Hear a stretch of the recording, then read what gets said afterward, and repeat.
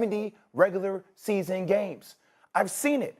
What has he talked about? The whole year. He's talked about this moment. Now, I know one man can't be five, but I do think it's coronation or cap, because I'm ready now to see you have the team, you have the pieces, you have the willpower, and you have all the tools. It's time to show up in the postseason when it matters the most. Yeah, listen, I would agree with that some if he played badly in the fourth quarter the other night. He made his free throws, made a couple of big baskets. They lost that game the other night. I mean, they had a 9-point lead with 4 minutes to go in the game, 113 to 104. They lost that game the other night because that coach did a horrific job with those fouls. Horrific. How do you foul when Jokic is on the bench? How do you foul when you're up 3 to give him 2 free throws? You can't, and that's, come on. I mean, geez, we've seen some bad coaching in this postseason so far. That was horrendous. Well, we're going to look at it. Look at what? You don't foul in that spot. You did it twice with 12 seconds to go. That's point number 1. Point number 2, Holmgren, you got to make your free throws, okay? You know, we can do all the commercials you want. Make the free throws. He's got a 1-point lead with 4 seconds to go, and he missed both free throws. That cannot happen under any circumstances. And here's the thing about OKC that's very worrisome. Unlike the Celtics to me, I think the Celtics will figure it out because they got that, as Stevie said before, they've been a championship team. Here's the thing that worries you about Oklahoma City. They beat a horrendous Memphis team, and last year they won 6 playoff games and were awful against Dallas. I think they are a little bit of a regular season team too.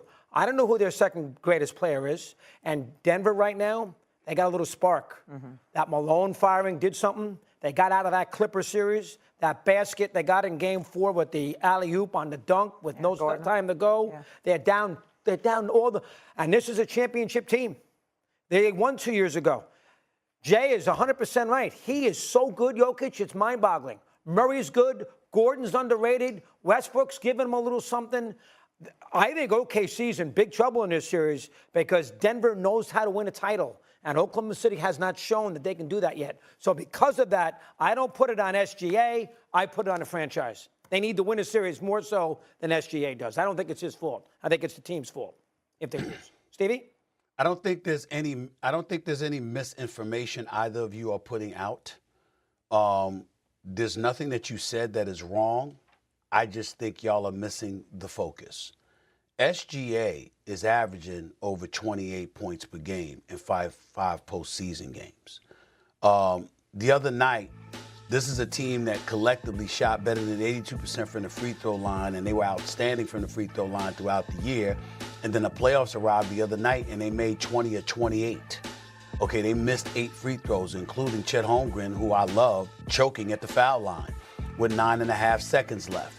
Doggy just brought up and touched on it a little bit with Daigneault and the decisions that he made as a coach.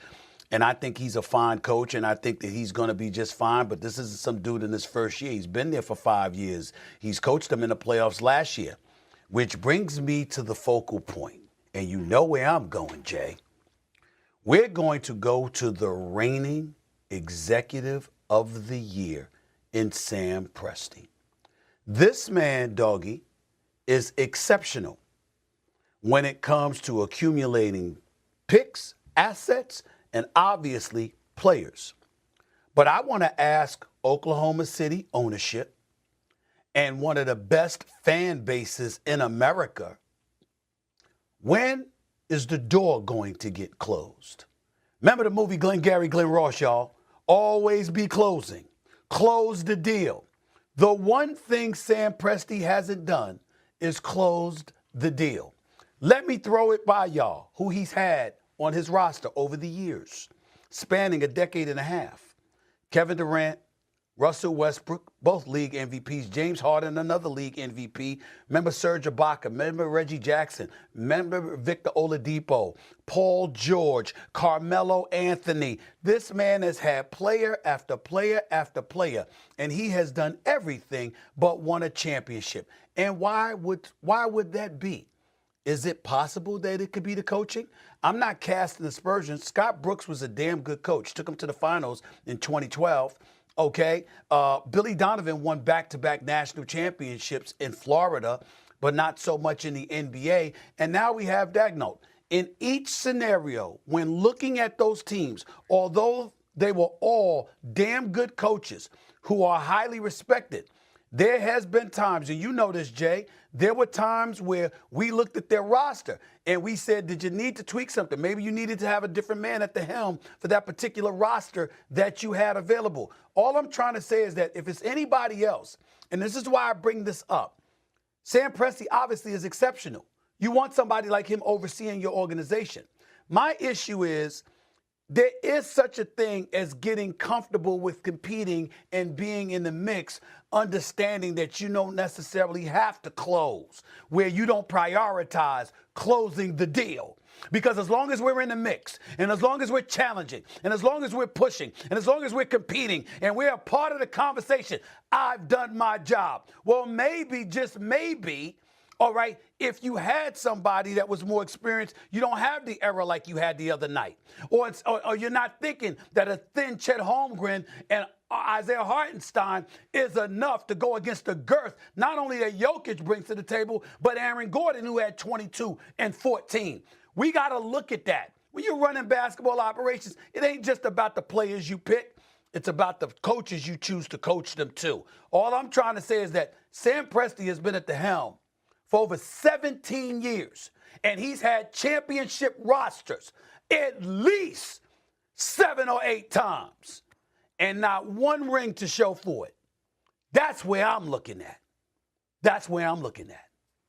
Not wrong. I can't disagree with that. All the things that Sam Presti has been able to do, stockpiling draft picks, making movements in free agency, I think have been on the verge of genius. I think anybody that you ask, players, former players, current players, all rave, even former GMs, about the way he's gone about it. The lack of championships, though, that is a major thing. That's why I think this has to be the moment, doggy. Like, there are no more excuses right now, regardless of the fact if you ran into the reigning MVP. They got swept last year. This is the moment where it's either now, I mean, it could be, you could get it in the years coming, but, like, this is your moment now. They have to win this series. Because last year they lost in this round too. They won 68 games against a Denver team that did not finish great, played on Saturday night, had to fly to Oklahoma City, and they blow a 9-point lead in the last 4 minutes. There is no excuse. OKC, no, Steve's right.